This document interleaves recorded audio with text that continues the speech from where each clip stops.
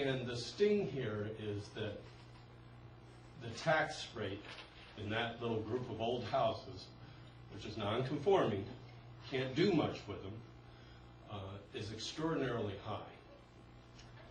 And the roads are terrible, and yet we put new patches on the parking lot to the old Gales Ferry School. There was some patching done on our road a year ago. Much of it has fallen out, and they missed the biggest holes. Not sure why, but the residents down there can look at the fracturing of the road, and it's pretty clear that this winter it's going to get really bad. So the kids can't play safely, you know. People riding their bikes, walking. You know, the hazard is getting bigger and bigger, and they're minor hazards. And I understand the dilemma that the town has on road maintenance. So that's why I say I'm limiting it as a complaint, just letting the town council know that we could really use some help down there, especially with a higher tax rate. I think maybe something more could be done. Thank you very much. Thank you for your input, and we'll certainly pass that along. Anyone else? State your name and address. Diane McCarthy, 14 Maple Terrace. And I didn't even plan to speak. I just actually came to see what was going to be said about the wetlands. But I am going to voice something, and I'm not sure. I came to the mayor and I voiced it to him. He didn't seem very concerned about my concerns. I brought a little slideshow too. We have a farm, the Watchers Farm, that hugs Maple Terrace, and I was born and raised there. I know, Fred Allen. I graduated with love, and I grew up in this town. I have a lot of pride, I have strong connections here, and I felt very connected to the Watchers family, who is partially a Quaker family that grew up in their home that was built in 1842, and to me, I think of it as a historical piece to Ledyard, and that land has been there since the 1600s, Quaker land. And I come home from California, and which now where I live in the house I grew up in, and the land is no longer the Watchers' land; it's some developer's land. And he purchased this land somehow. No one knew about it. A lot of neighbors and people in the town are very upset about it. So I went to the developer who bought the land for $365,000. It was said for 53 acres of beautiful open land. Doesn't make sense to me. I'm like, what's going on here? Well, this developer wants to build some properties there. And a lot of people are very, very upset about that. And I guess apparently it's been said it was pretty shady and it wasn't done on the up and up. Well, I confronted all the parties, and everyone seems to have their story all, well and done. And I think at this point, I don't know there's anything I can actually do to reverse what happened, although I'm very upset. I do visit Raymond Watrous, who was the last Watrous in that house. He's 82 now. And I brought him pictures of the home and whatever. And to think that something's going to happen to this land, Ledyard, I think, and everybody I've ever talked to does not need another house in this town. We do not need another development in this town, just in my opinion, especially on what I think of as sacred land. And so I kind of let it go. I let it go, but then it came back to me when these trucks are barreling through my backyard, right behind the stone wall, and carrying out mounds and mounds of dirt. So they're basically, until like raping the land for dirt to take to another development, which I don't know is legal or not. But anyway, everything about this is ick, and it's not Ledyard for me. And everything that I remember my hometown being, I have a lot of pride in the people, and I'm just really upset about this. So I just want to put it out there, and whatever can be done, hopefully will be done. I don't think people should get away with this kind of thing. I don't think, just because a developer wants this land and gets it done in any kind of way possible without others knowing about it. I don't know. And I'm not going to name any names, but trusted neighbors of mine who serve in the town and have been here for probably as long as my parents, since '64. Just bad taste, bad taste, and I want something to be done about it. And just looked at, and the mayor said it's pretty much a done deal, and it looks like he just got a good deal.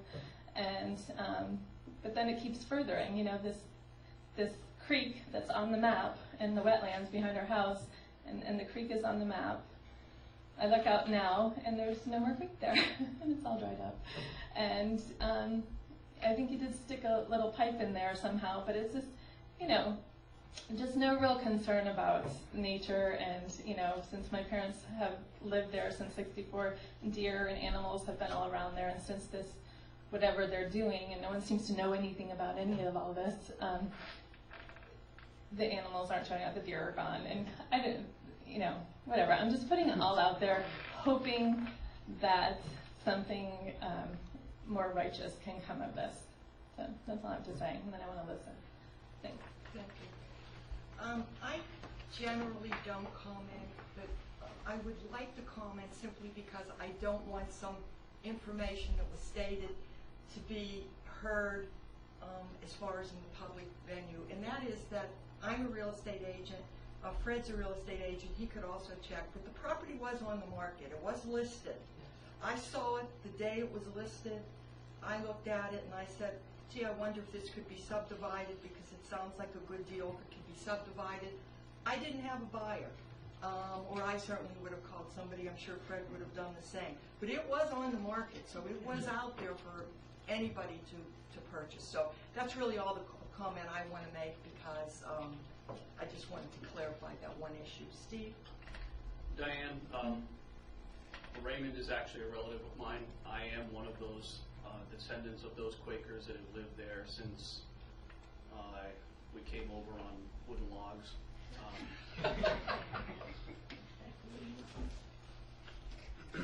I know, if you want to talk to me after the meeting, I can tell you exactly what happened. In my opinion, and this is just my opinion, it was not, it was in fact a very shady situation, not just from the developer, but it was a very, in my opinion, it was a very shady situation, but it was done legally. And I can tell you exactly what happened. There was some misinformation. I spoke with Jim Watrous, who is very close to Raymond, and I know exactly what happened. So if you want to talk to me afterward, I can let you know. We'll leave it at that.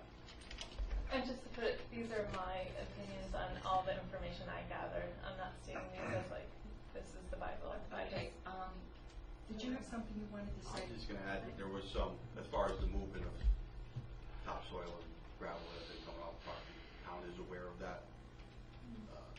That's outside the purview of the town council. It's purely a zoning issue now, and the zoning enforcement officer is looking into that. That's all I know about that. Thank you. And anyone else like to, resident or property owner, like to speak at this time? Mr. Lamb. Good evening. Just to follow up on what the lady said, the truck traffic has been pretty heavy. There's a neighbor across the street from where the driveway was opened up about the end of August and through the month of September. At one day, I think he counted 26 trucks, maybe more. So there's an agricultural requirement for 490 Farm Act is to use the material on site unless you're digging a pond or whatever. Most of that stuff that was hauled out by a local contractor went to Bittersweet to build a new roadway, which the developer has also got going up there. And I also believe she mentioned earlier that it was not only on weekdays, but Saturday and Sunday. They got a little bit behind, and I think it was 7:15 on a Sunday morning. They were woke up by truck traffic, and one of the other neighbors went down there and said, "What's going on? It's Sunday." And a little bald-headed guy with glasses said, "Mind your own business, it's private property." So that kind of tightened him up a little bit. But that's the status on that, right? Okay. What I'd like to talk to you tonight is, I've mentioned a couple times, is Ordinance 45. What I did is that the mayor's not here. Each one of the members can get one. We'll follow through, please.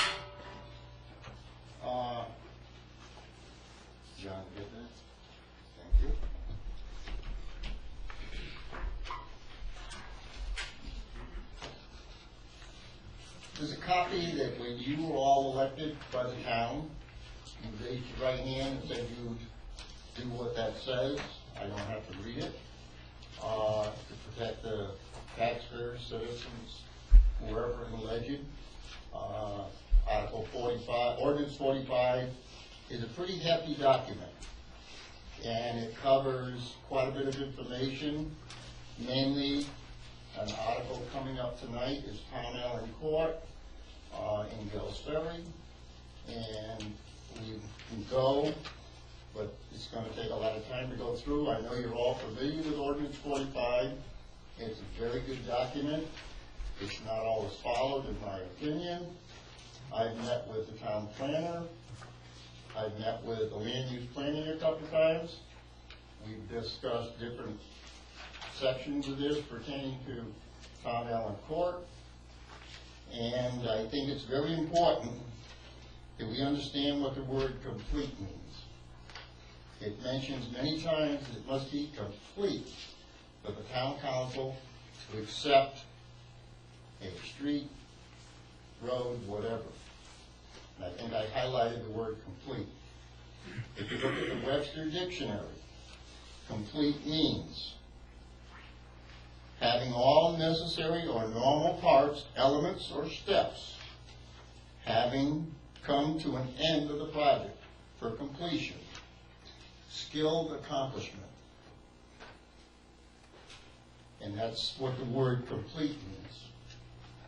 So that if you use Ordinance 45, in many of the sections, some of them I photocopied, so that you can see what the areas that we're talking about, but the main word is complete. It carries a lot of weight as far as I'm concerned. What I've done last weekend,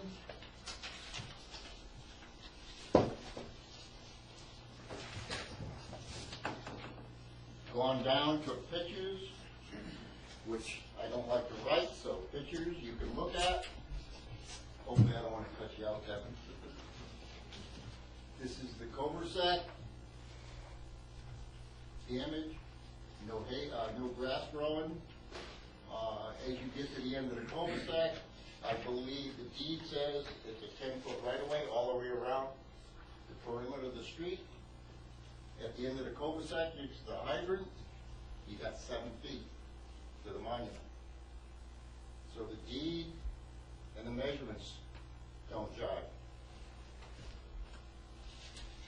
It calls for loom to seed the banks, soil-free, sticks, rocks, whatever. Gives you a pretty good picture of what's on the bank right now as of last Saturday. No grass. They took it out of this pile right here. That's not screen loom. It's not even good for seeding. You look in there, it gives you a complete plan. Pounds of fertilizer, type of grass seed, and germination. I met with Mr. Maslin, the Public Works Director. He don't require that. It's in the article. He says that's something I don't look at. But it's very clear in Ordinance 45. The type of hay bales, they're there, they're not doing anything. On the bank that he seeded, there's no erosion protection, no silt fence, no silt fence around these, so we do have some issues. So what I would hope that you take a look as the council body, do a field walk before you make a decision, because there's a lot of work that needs to be completed before this is accepted, in my opinion, and these hopefully will help you. It's very clear, stumps be removed, they're still within the right-of-way, the damage, and I asked Mr. Madden if he had a punch list. No, as far as he's concerned, it's ready to accept. He sent you a letter to that. We've got other letters from the Planning Commission and the town planner. They use the word Ordinance 45.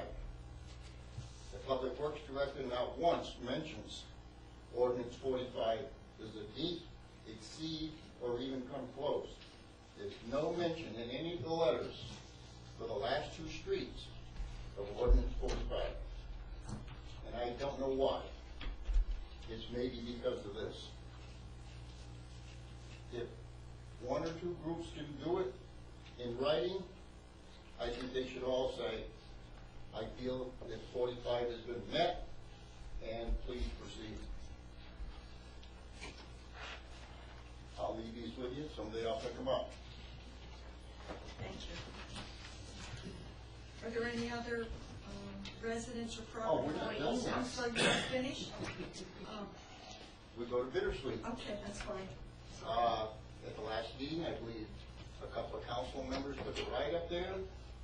They looked at what I had, questions, the silting from the blowout. As of Saturday, there's not a hay dale, but flakes of hay that blocked this. These were dropped off. They're not protecting the driveway or anything. I don't know what good they are. Driveways don't meet the ordinance. There's still some silting coming out of the new road that's being built at this time. Driveways across from each other. This one has the lip requirement. These two are flush. Right opposite each other. Who's inspecting it? Very clear how to build a driveway. Apron. So, again, I know where we're missing the boat. This was brought up in March. Been this way most of the summer.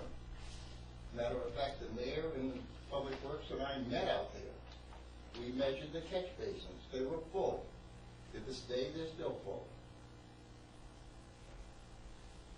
It's silting the guy across the street.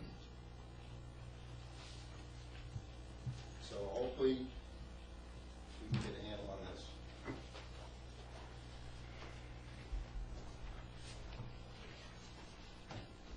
Now I believe we follow this, right? To the best of our ability? Yeah. Okay.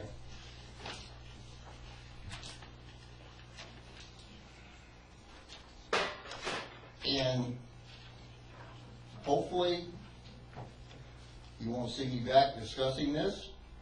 If we get all our ducks in a row, the taxpayers will be protected, and it won't cost us money to take over a project that's not complete. Thank you. Thank you. Any other resident or property owners wish to address the council at this time? Committee, commission, and board reports? Comments of town councilors? Yes, Ms. McGrath. Today was George Dieter Day in the town of Ledyard. The seniors and the senior commission, I guess you could say, paid homage to George for all of his work on behalf of Ledyard seniors.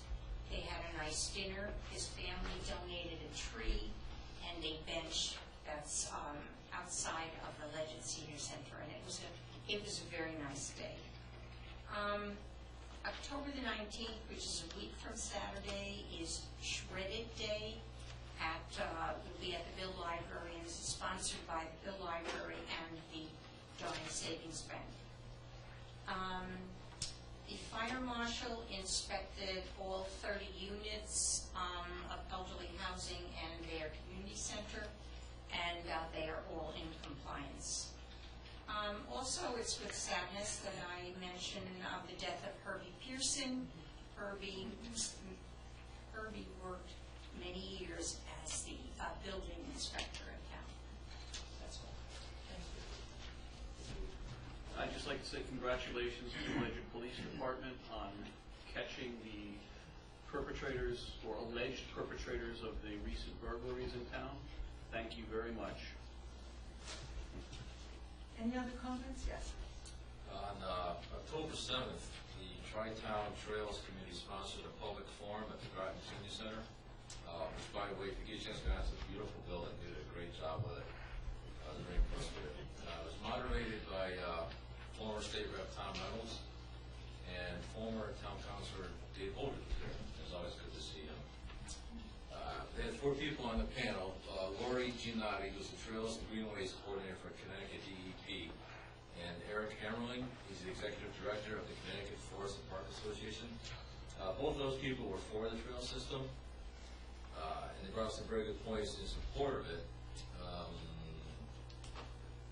Lori said that a lot of young home buyers look for recreational opportunities in the area where they're looking to purchase a home, and this would be a definite positive for them. And people that drive from other areas that use the trail systems will support local businesses. And she stated that $1.6 billion of revenue was generated from state parks and trail systems throughout the state. In addition to many health benefits of walking and just being out in the woods, I've enjoyed that for years.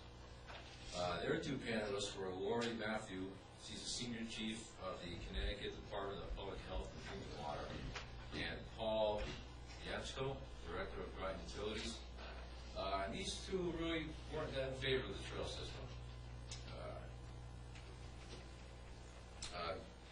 Groton Utilities is concerned about, obviously, the quality of their drinking water being compromised.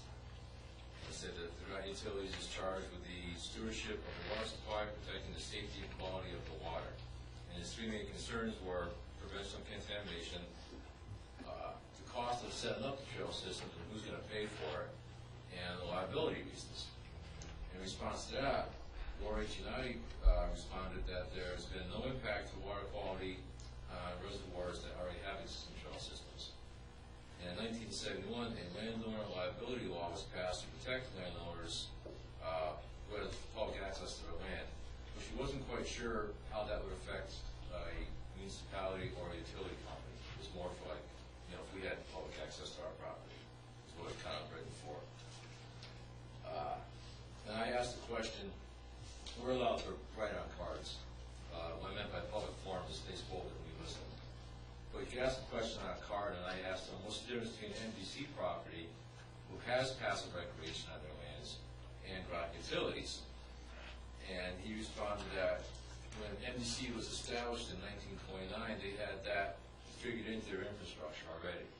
They already had passive recreation in mind when they set up their organization. And Groton Utilities doesn't. They tried it years ago, and they ended up with some water quality problems because of the horses. And that's my report.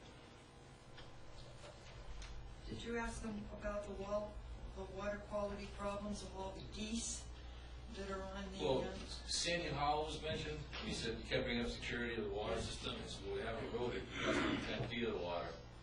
And he kind of dodged the question, kind of went around in circles. But the fact that he even showed up shows that there's some possibility that they might go forward. If they were dead set in their answer, I don't think he would have come with that evening. I read the article in the newspaper, and I thought it was, his comments were rather arrogant. Yeah. Especially the one about the people are dirty. They've done stories on the reservoirs that have been opened up and people are using them. They have less trouble because people for passive recreation that are hiking, if they see somebody causing trouble, they call the police. I mean, the arguments that he gave, I thought was the same thing. Well, Or they take care of themselves. in the past, I believe this body did support the Yes, we have. resolution for the trail. So, but anyway, thank you for the report. Any other councilors have any comments to make? Yes, Mr. Song. After I'll try to make it brief. I want to second Councilor Eichelberg's comments about Ledyard Police. Great job on multiple burglaries and investigations and successful outcome. I also want to thank Dr. Mike Grenier. For those people who've read the paper, you know that we are losing our superintendent. I personally believe one of the best, if not the best, we've ever had. And I want to thank Dr. Grenier for his 10 years service to Ledyard and our schools and our children. And finally, on September 29th, this is another Facebook and Ledyard Dales Ferry Forum story. On September, actually 28th, our dog wandered away. And I believe I got 85 comments on my post, and there were other posts as well. And we found the dog because one of the people posted, gave me a clue. We had a little information information about what had happened and some descriptions, and the dog had actually wandered into the road, and a very kindly driver, two actually, stopped, picked him up, spoke to my neighbor, and we managed to track him down. Within 24 hours, we had our dog back. All thanks to Lyndon Gill's Ferry Community Forum. And you won't be leaving that bilko open or that basement. Yeah, anytime soon. and the dog, I just got noticed that the collar with his phone number on it has been shipped. He loses tags off his collars, but he can't lose this one. So, I want to thank everybody who sent those wishes. Those are my comments. Thank you. Any other comment? Okay, review and approval of prior meeting. So moved. Second. Roxanne, would you call the roll? Mr. Eichelberg? Yes. Mr. Prance? Yes. Mr. Marshall? Yes. Mrs. McGrattan? Yes. Mr. Soms? Yes. Mrs. Wadecki? Yes. Mr. Allen? Yes. Mrs. Davis? Yes. Mr. Dombrowski? Yes. 9 in favor, 0 opposed. Motion carries. You have your communications and referrals. Council Subcommittee Liaison Reports, Admin. Administration Committee met earlier this evening. We moved forward several reappointments. In addition, we began discussion on a responsible employer ordinance. We're going to continue discussion on that. And we also moved forward changes to the Conservation Committee ordinance, and we'll see that later as well. Any questions for Admin? Community Services? We don't meet till tomorrow night. Finance? In addition to the agenda items for tonight, a review of some of the legislation that's passed this past year by the General Assembly. They enacted Public Act 13-71, which increased the threshold requirements for competitive bidding for municipalities from $3,500 to $25,000. So the Finance Committee will be looking at the purchasing ordinance to determine whether there will be a change to that, and if so, to what amount at our next meeting. And I'm not thinking 25,000 is a good number. No. Any questions for Finance? Information Technology. Information Technology Committee met last Tuesday, October 1st. The MIS director reported that electronic field inspections are moving ahead for the building office, and then the tablet has been ordered for the building inspector to complete field inspections electronically. And also the system has the added ability to email appropriate departments to request CO inspections. This has taken quite a while, so we're kind of watching this one to make sure that it all comes to pass. So it's still a continuing story. The committee has also been discussing the use of IMC software by the current emergency services departments, and most recently learned that Firehouse software, which we were hoping to replace, also has, which is currently used by the fire departments, it also has an interface with IMC. So the MIS director has asked for a proposal from them after all. Our ultimate goal is to consolidate software, but if they come back with a proposal that's reasonable, then we're going to consider that too. The committee also discussed the subject of internet providers. The MIS director reported that Nutmeg Networks, which is a competitor to Comcast and AT&T, has been asking municipalities to sign up with them, stating that Nutmeg Networks, easy for me to say, will run its own fiber. Ledyard's very interested in higher speed data circuits to Ledyard Center because what we have from AT&T and Comcast is pretty slow. So we're looking at this carefully, and we're asking the question. The director is going to get a demo of what they're offering.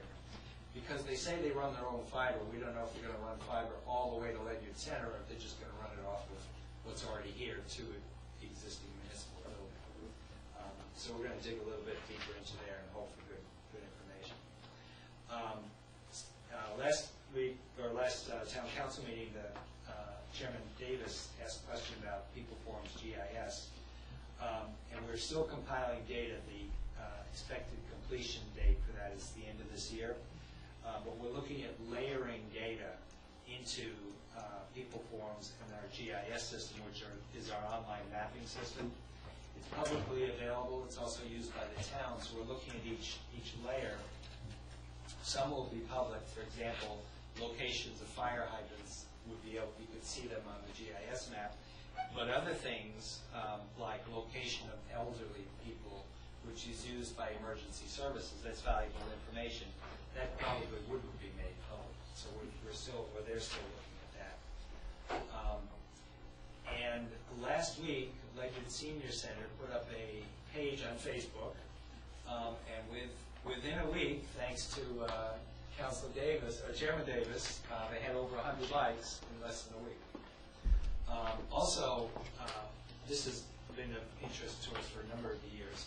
It's very hard to go through the town's ordinances, which have been online for quite a few years, but they were on the scanned documents, so you had to open each one, read it all the way through to find and if it didn't apply, then you went to the next one. They're now ordered sequentially in the order that they're numbered, so you can see ordinance 1 appears first, ordinance 2 appears right after that. Novel idea. And they're now searchable documents. So I want to thank the town employees for doing this, done by the director. Ledyard is moving out of Stone Age. Yes, we are. It's on. I'm still writing with a pen here. And the committee is also working on their listed action items, which will be forwarded to the next town council. We'll have that done by the next meeting. Any questions for IT? Land use planning, public works. Land use was also met October 1st. As was reported earlier by a resident, a couple of town councilors did go to take a drive up to Bittersweet Drive and look at some of the issues that have been brought up to us recently. And we did submit a letter to the mayor to take action on all the plans to remediate those problems.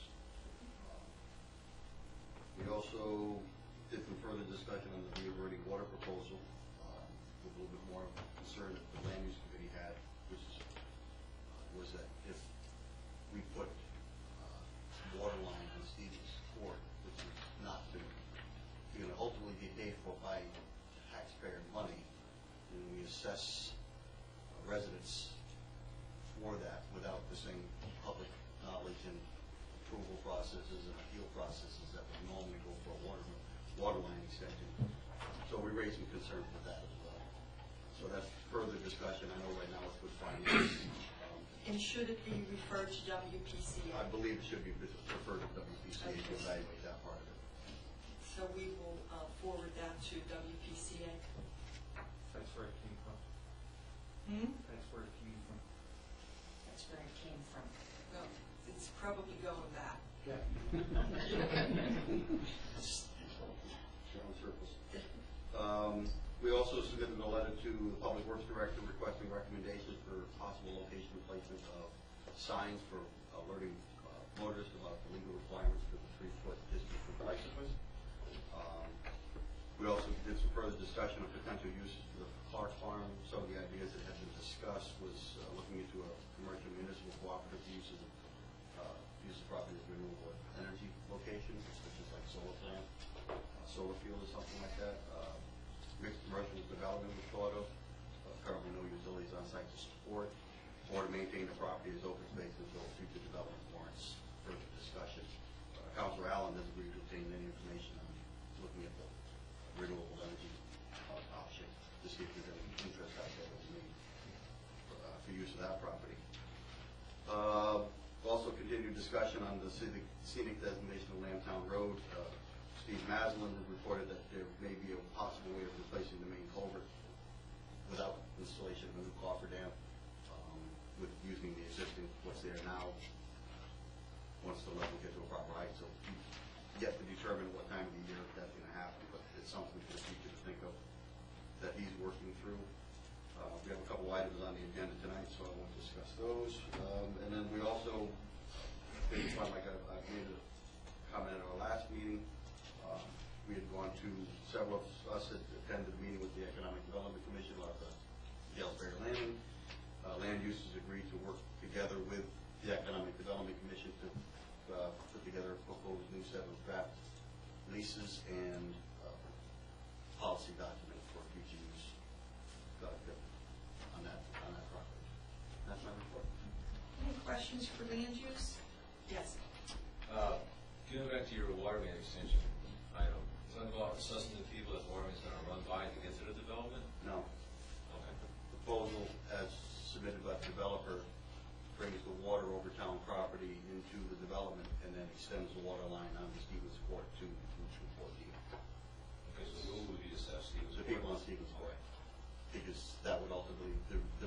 that for a tax abatement, which ultimately means the taxpayer funds would be paying to install the water line. And that would mean that we'd have to assess the residences on that property. Since it doesn't go to the same approval and appeal process that we would normally do for a water line extension, that's what we have our concerns. Okay, that was for sure, you corrected it first.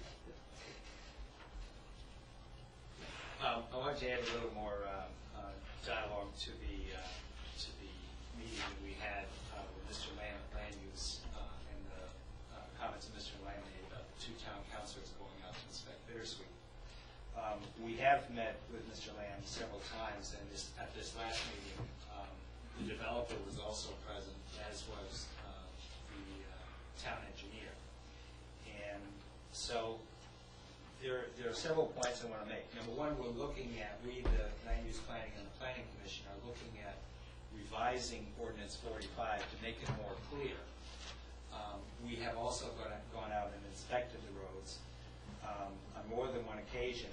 And on the occasion that Councilor Allen and I went, I did find some areas that I had significant concern with.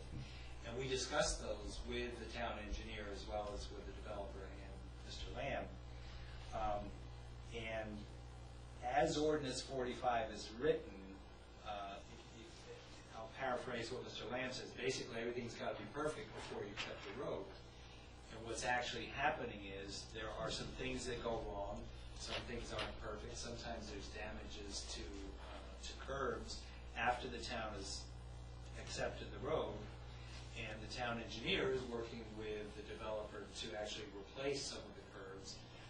He's also working on the issues of the silt flow outs. There's a plan to pump out the catch basins.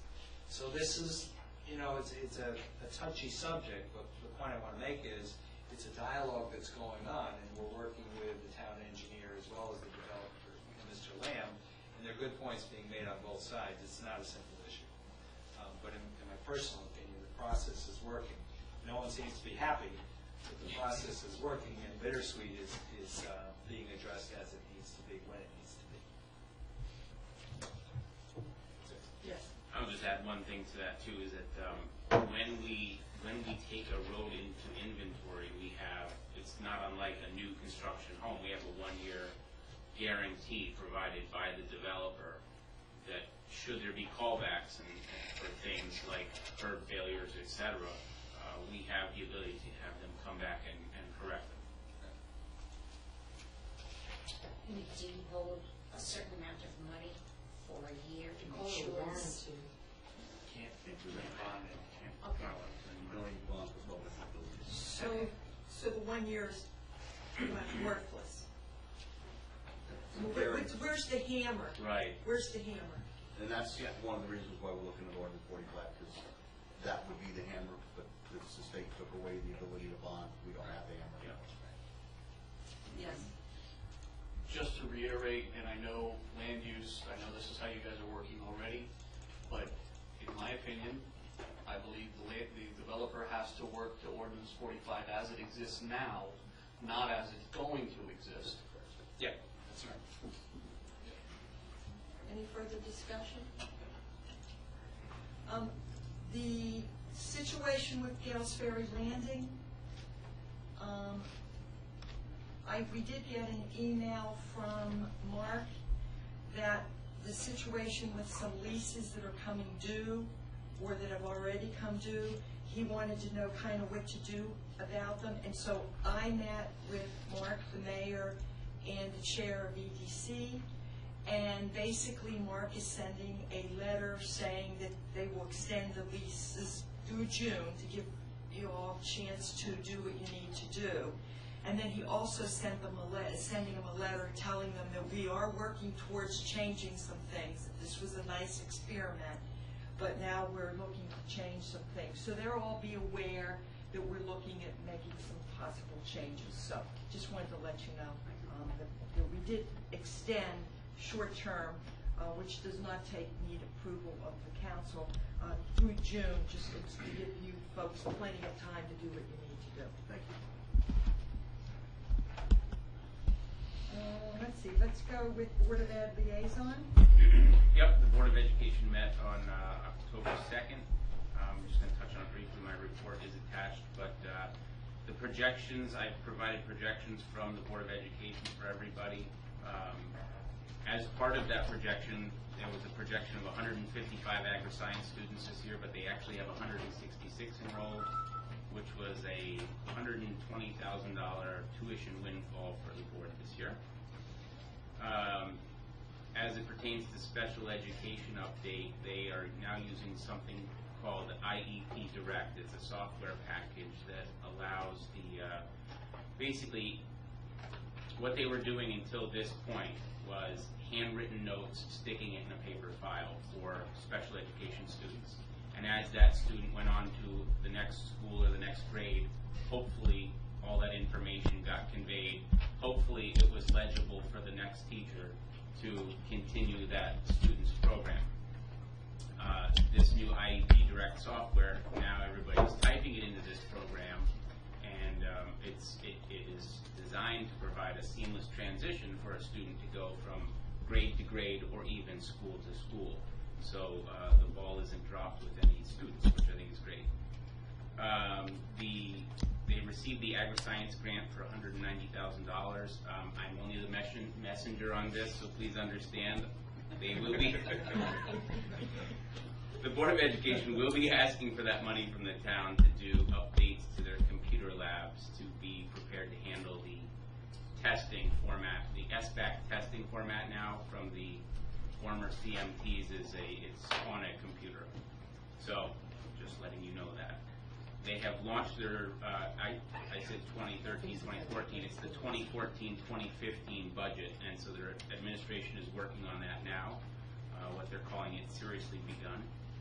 And they also received a letter from the State Department of Education that based on our facilities, the state will not be conducting on-site reviews of our schools for ADA compatibility and accessibility, so that's a good thing too.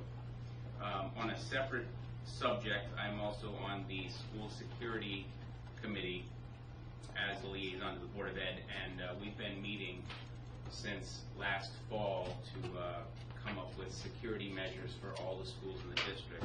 And there will be a presentation on November 7th, that's a Thursday at 7 p.m.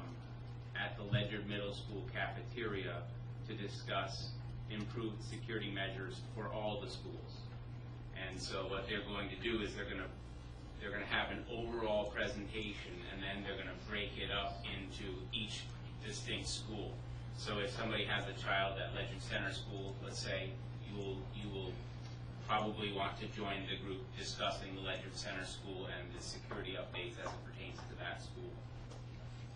So that's where we are with that. Very good. Any questions for our Board of Education liaison? Yes. Is the number of VOAC students included in this, like 2,500? Yes. Okay. Any other questions? Yes. Can I get the date and place of that school? Oh, yes. It's Thursday, November 7th at 7 p.m., and that's at the Ledyard Middle School cafeteria. But it'll be for all schools. So all Ledyard schools will be there for this. WPCA? WPCA has not met, but on October 22nd, there will be a public hearing conducted by the WPCA for water assessments for residents of Algin Heights, for Avery Mobile Home Park, as well as along Avery Hill Road and Van Tassel Drive. So if you live in one of those areas and you have water in your neighborhood now, there is an assessment. This meeting is to explain the assessment process. It's not an appeals meeting. You will have the opportunity, the residents will have the opportunity to specifically state their case about their assessment once they get it. The letters are going out now, but on October 22nd, and I don't have the location, it's here in Town Council Chambers. So again, October 22nd, you can hear about the assessment process. You should be getting your letter shortly. And then, after October 22nd, if you wish to appeal your assessment, you can sign up on a first-come, first-served basis to be heard and meet with the WPCA and explain why you think your assessment should be changed. Get it all, Mike? Thank you. Any questions for Do you have WPCA? flashcards? Hand signs. Building committee? Building committee has not met since our last meeting, however,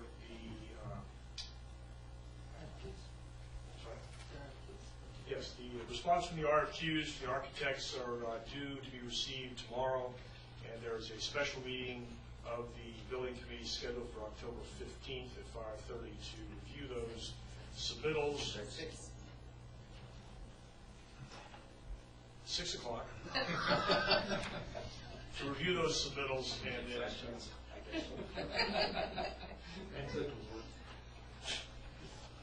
Sounds like.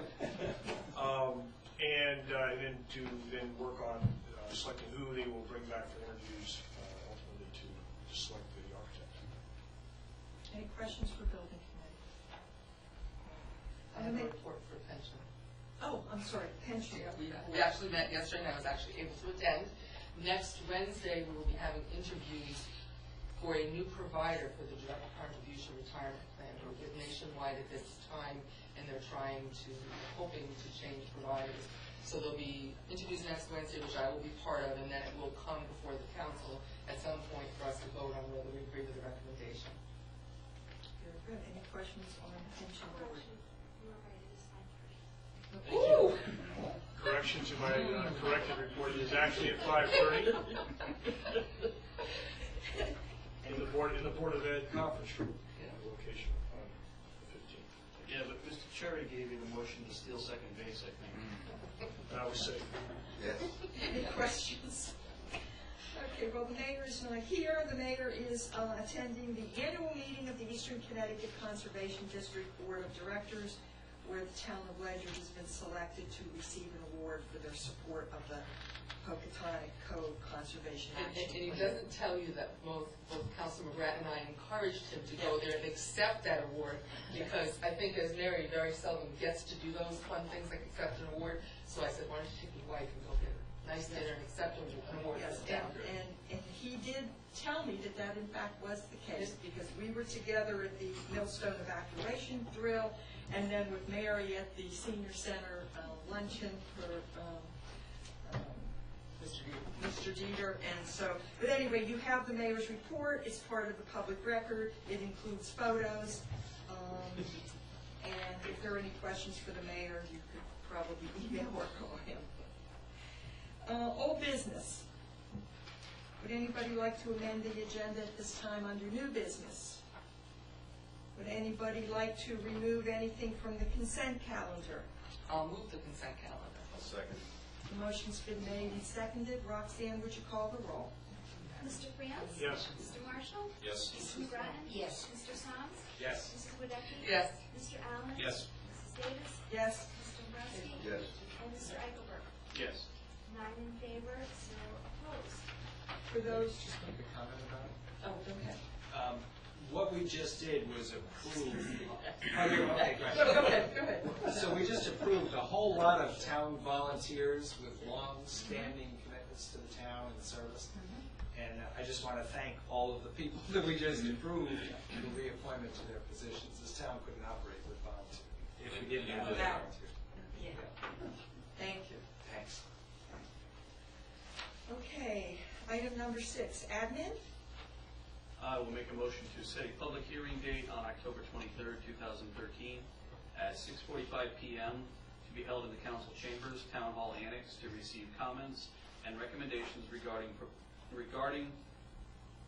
the proposed amendments to an ordinance establishing a conservation commission for the town of Ledyard as contained in the draft dated October 9, 2013. Second. Would you like to just, Yeah, well, basically what we've done at the request of the Conservation Commission is update this to reflect some of the changes that have occurred in town, such as the combination of planning and zoning, and also to allow them to have some alternate members, as well as their regular members, and gives them an opportunity to bring some people in and help them learn the system, so to speak.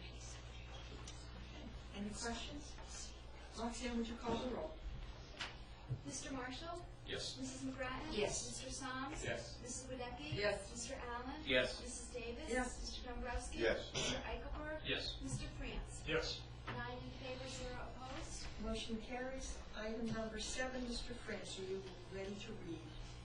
I'd like a motion to recommend the town council establish amended rate calculation and revenue appropriation from outside police billing as follows. Police officer per portion currently $60 per hour. Rate increase of officer reimbursement to $65 per hour effective October 1st, 2013. Thereafter, rate to increase by same percentage as police union salary increases. Reimburse police OT outside assignments account line 10120-101-51717 as payments are received. Reimburse Social Security line 1011025352500 for employer share of police overtime, FICA, and Social Security as payments are received. Remainder of revenue for police officer portion to be appropriated to retirement contribution account line 10110235300 and then contributed directly to the applicable pension fund. The vehicle charge will remain at $15 per hour. Vehicle charge revenue to be appropriated to CNR Police Vehicle Reserve Account 21020101157510. Second. Explanation? That was a pretty good motion that explained it all. Oh, it does. Well, if you know what it's about. Essentially for when police officers are used in town for things like road work, there's a reimbursement process. And this is to increase the reimbursement rate to account for the actual costs. That will be tied to the rate their salaries are increased, so we don't have to come back each time and update the number. We have discussed this with the union, which there's a past time when there was an attempt to increase the rate and it was not looked on favorably. The union is supportive of this increase and understands the need to do that in order to reimburse the town for the costs incurred. This is for outside overtime. So this is overtime incurred by police officers not in doing the job for the town of Ledger. So they're hired from an outside contractor. So it's a fee that we're allowed to collect from them because they are town of Ledger employees and are collecting overtime from us. So this is to reimburse for the expenses we're incurring. Any other discussion? Roxanne, would you call the roll? Mrs. McGrattan? Yes. Mr. Soms? Yes. Mrs. Wadecki? Yes. Mr. Allen? Yes. Mrs. Davis? Yes. Mr. Dombrowski? Yes. Mr. Eichelberg? Yes. Mr. France? Yes. Mr. Marshall? Yes. 9 in favor, 0 opposed. Motion carries. Item number 8, Make a motion to approve end-of-year budget transfers for FY13 in the amount of $172,014.97 as presented in the document attached to legislative file number 2372, FY13 end-of-year budget transfers. Second. explanation? What this amounts to is the cleaning up the budget for the FY13 year for individual line items that were overexpended, other line items that were underexpended to bring the account into balance. It's required at the end of the year to do that, and pending audit, what the numbers sum out to is we have about a $430,000 surplus that will be added to our surplus account, pending audit. That is how we turned out the last fiscal year. Good job. And you will notice if you look at this file that in the past we always zeroed every line, which to make it even, so that every line had a transfer in and out. Now you only have to do the categories. The new auditor doesn't require it. So if you look at them, some lines still look overspent, but they don't have to zero them. It confuses me every time I look at it. Any other questions? Roxanne, would you call the roll? Mr. Soms? Yes. Mrs. Wadecki? Yes. Mr. Allen? Yes. Mrs. Davis? Yes. Mr. Dombrowski? Yes. Mr. Eichelberg? Yes. Mr. France? Yes. Mr. Marshall? Yes. Mrs. McGrattan? Yes. 9 in favor, 0 opposed. Motion carries. Item number 9, land use. Make a motion to accept Tom Allen Court for the town road inventory as a public street in accordance with ordinance number 45, an ordinance amending an ordinance regulating the addition of any new street or highway into the highway system to the town of Ledger. Second. Discussion. Yes. Is there a rush to accept this in the town inventory? In other words, can we put this, I know you guys already passed it in your committee, but if the work is in process. Bill, thank you for the information earlier. It really helped me a lot think about my mind here. If this is a work in process to fix those problems that we presented earlier, can this wait until those problems are addressed? Because as a contractor myself, that is not completed. That's what the 45 says. And I cannot accept that as completed. I've been on the other side of that. So I can't with conscience accept that as done. Kevin? The only thing I can say of the recommendation is that we withdraw the motion and then send it back to Rangers until we get further updates. Or we could table, whichever preference. Would you prefer to withdraw, I think or what's the I rest of the? think- Well, I think part of the answer though with why we accept the roads at the, because we've accepted all of the town roads in this exact same condition, is once we've accepted it, it goes into TAR, town aid road fund. And I think we're always in a rush to get properties approved because we get more money from the state for them.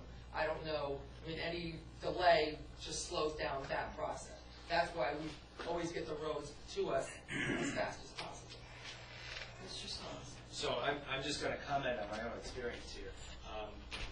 We've met with Mr. Lamb several times, and he's presented what appears to be serious violations, and sometimes they are. The last time we found a couple. But more often than not, they're not as serious as they look. And that's why I made my comment about no one seems happy, but the process is also working. So the other reason that we need to take a road into inventory is that people live on those roads in new houses for liability purposes, for snow plowing, for access. It's better if the town owns the road. So the town engineer has certain leeway within Ordinance 45 to accept and to negotiate, and because we have the guarantee, not everything has to be completed. And what's happening as part of our process is we're no longer relying on the town engineer to make a professional opinion. We now have lay people going out with some experience, but basically we're lay people going out and passing judgment on the town professional's recommendation that we accept the road. So we could postpone this too, and we can go out and look at it. And I heard a couple of things that I was concerned about, a 7-foot right-of-way versus a 10-foot, but I haven't heard the other side of that story.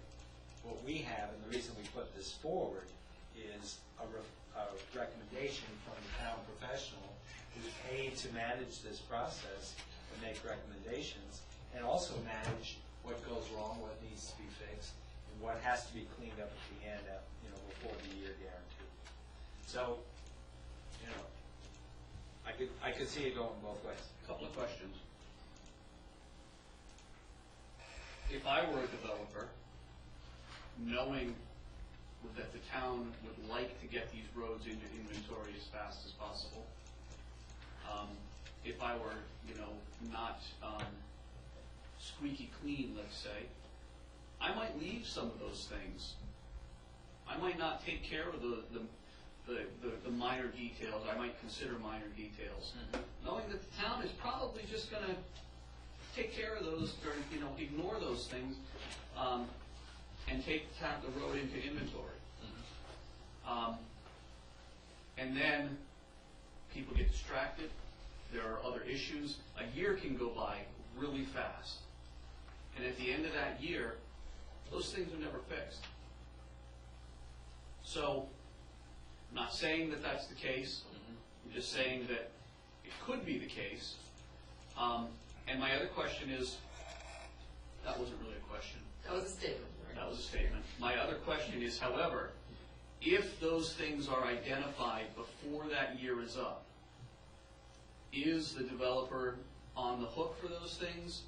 Or does that year come and go, and if they're just not done, oh well?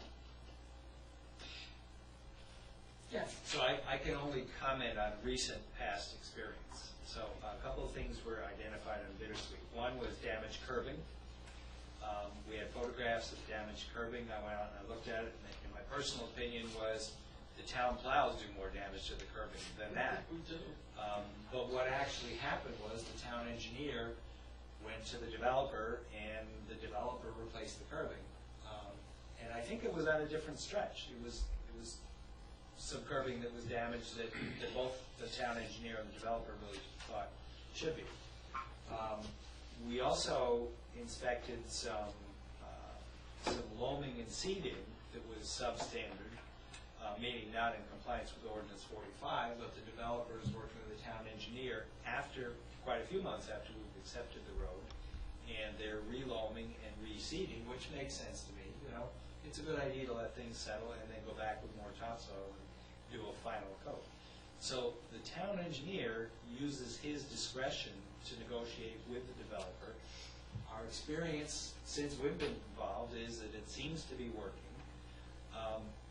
The process seems to be working. So I'm not particularly concerned that these things won't also be addressed, but I would like to see a 10-foot right-of-way. So, but I see that as something that the town engineer should be managing, not town council. If I could, just because you said something, and I'm a very black and white person, so I just wanted to, and my vote will probably have to do with the answer to this question.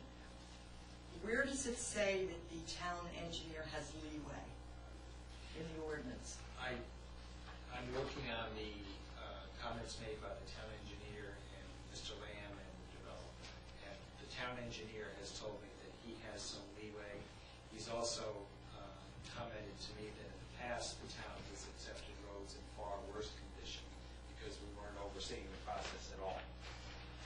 And that's the reason that we agreed to rewrite Ordinance 45. And I get it that you have to follow the ordinance as written that's ineffective. At the time, we talked about that, we agree with that. I'd like to comment to that specifically.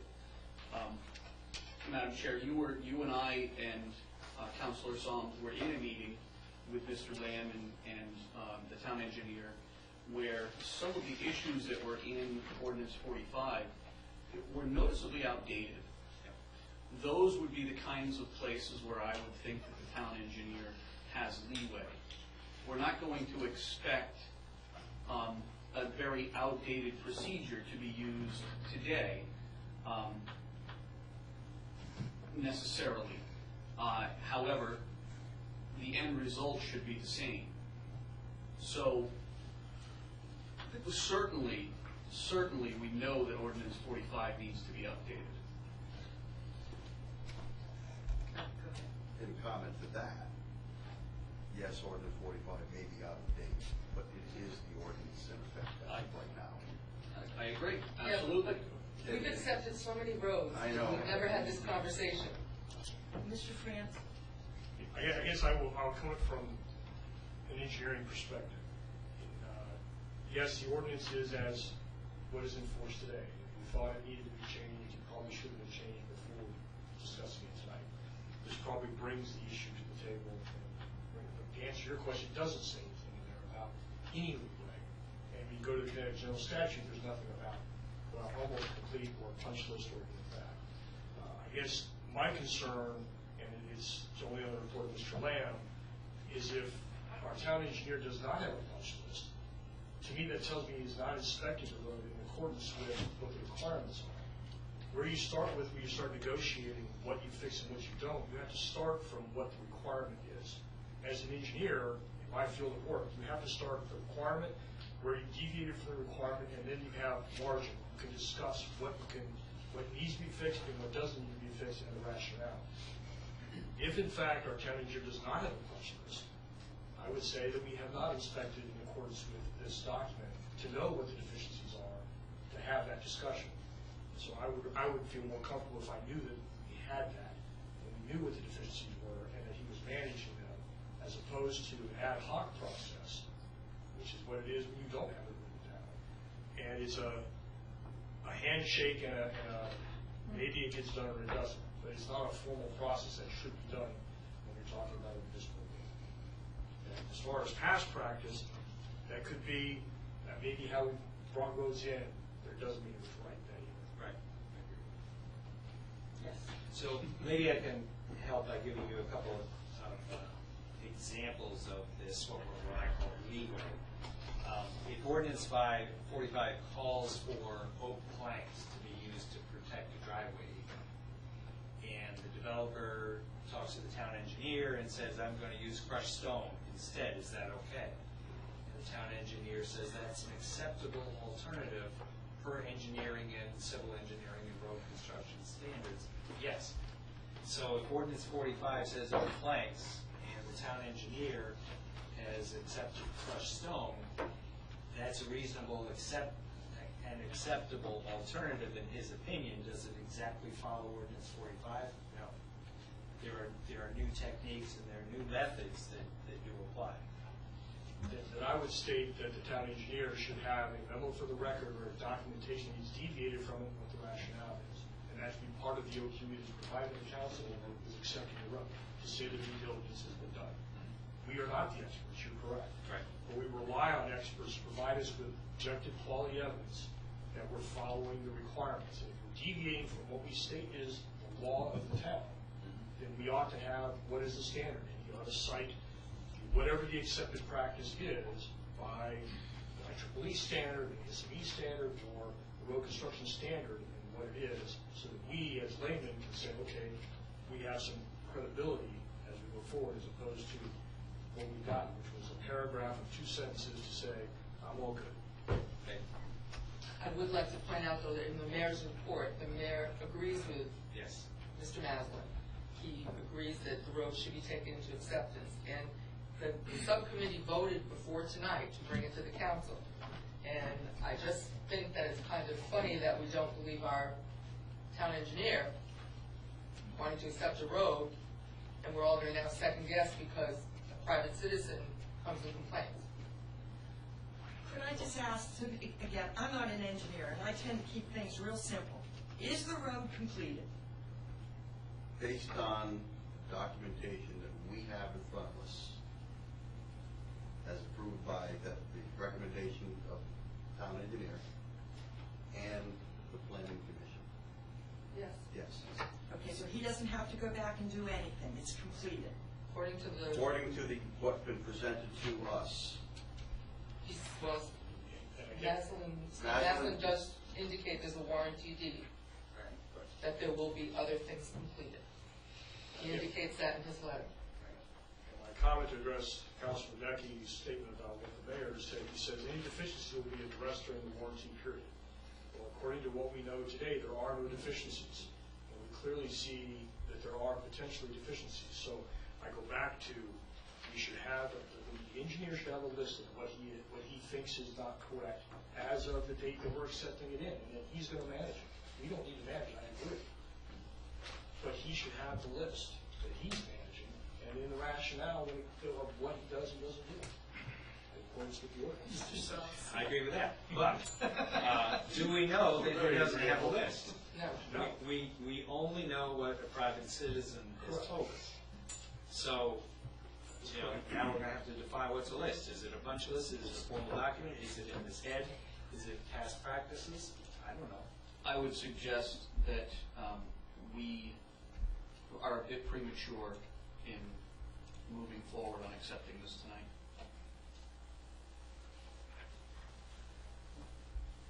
As planning chair.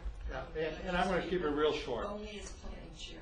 Page 1 of the road ordinance talks about references, design standards, and alternative designs. On August 19th, town engineer reviewed the road per his memo and found it substantially complete. His words are complete in accordance with the ordinance, I believe. It takes time from that inspection, which was done before the 19th, to get before you. The way our ordinance is written, the warranty doesn't start until you accept it. So that 6-week period or 8-week period, while the paper is floating through our process, other things happen. I'll use an example of Chidley Way. Chidley Way has been done, the guarantee period's been done for a long time. There are vacant lots on Chidley Way, there's construction ongoing. And the town engineer holds the developers responsible for damage to town property while they're doing that construction. The part that talks about how to accept roads is in the ordinance and starts on like page 6. And you get to section 6 on page 7, the town council acceptance says after compliance with the provisions of statute 8-24, the road ordinance, the drainage ordinance as amended, you may pursue. And it tells you what to do. Counselor Soms pointed out, and somebody mentioned they were concerned about a 7-foot right-of-way. I will tell you, state of Connecticut says the only person allowed to do a measurement is a licensed surveyor. I'll also tell you that the as-bills provided in your documentation give dimensions for distance from the center line of the road. So look at the documentation you've been given. Nowhere is there a 10-foot number. It's distance from the center line of the road. And quite honestly, the liability for people that buy a home who can't get their garbage picked up, can't get their kids picked up from school, and if it snows, we can't plow it because we don't own it, far offsets. My case would be where we had a problem in the past where the problems weren't corrected. I know one, and I had a bond for that, and until we called the bond, that developer wasn't interested in doing the work. And he hasn't done any developments in town since then. His choice, not ours. But you go by past history. If it, you know, to paraphrase Councilor Soms, if it's working and both sides are unhappy, you take the advice of your paid professionals. That's why we hire them. Any other comments? Yes. I just have one quickly, just going back to Mike's comment about the 1-year guarantee period, and I noticed in the memo dated off August 19th, he's indicating that the 1-year guarantee is starting as of that date. Would you agree with that, Mike? No, I would say the 1-year guarantee starts As of the date you accept it per Section 6, Paragraph B of the ordinance. That's the only problem I have, is that that date should be changed to reflect the date that we accepted, not the date of this memo. But I have to agree, you know, Councilor Solms and I have been out to that property. I've been out to Tom Allen Court. We cannot go out there acting as quasi-professionals in the field to be an engineer or an architect or a surveyor or any of those things. We're not pulling tape measures to measure anything. That is not in our purview whatsoever. You know, that's precisely why we have a town engineer. And I think we'd be overstepping our bounds. I mean, I think it was a smart move on our part to go out as land use planning and public works to see what is going on in the field, which we did. But I think that's where we have to draw the line. Thank you for that clarification for myself. Anybody else have any comments? Yes. Just real quick, everyone made excellent arguments, both sides, including Mr. Cherry, and it'd be easy to go with the popular vote on that kind of time. I'm going to vote not in favor of this one. Any other comments? Roxanne, would you call the roll? Mrs. Wadecki. Yes. Mr. Allen. Yes. Mrs. Davis. Yes. Mr. Dombrowski. Yes. Mr. Eichelberg. No. Mr. France. No. Mr. Marshall. No. Mrs. McGrattan. Yes. Mr. Soms. Yes. 6 in favor, 3 opposed. Motion carries. Item number 10, land use. Motion to accept the conveyance of 16.15 acres of open space, Cedar Heights subdivision, in accordance with the subdivision regulations to meet open space requirements. Second. Standard Open space. requirement of deeding the property over to the town. Any other discussion, questions? Roxanne, would you call the roll? Mr. Allen. Yes. Mrs. Davis. Yes. Mr. Dombrowski. Yes. Mr. Eichelberg. Yes. Mr. France. Yes. Mr. Marshall. Yes. Mrs. McGrattan. Yes. Mr. Soms. Yes. Mrs. Wadecki. Yes. 9 in favor, 0 opposed. Motion carries. Motion to adjourn? Second. Oh, wait a minute. Meeting is adjourned without exception. You know, it's pretty pitiful because there's no residents living on that street right now. And you're talking $800 for town aid money to support the septic. You got more than thousands of dollars worth of incomplete work. How can you sit there and vote to accept the street?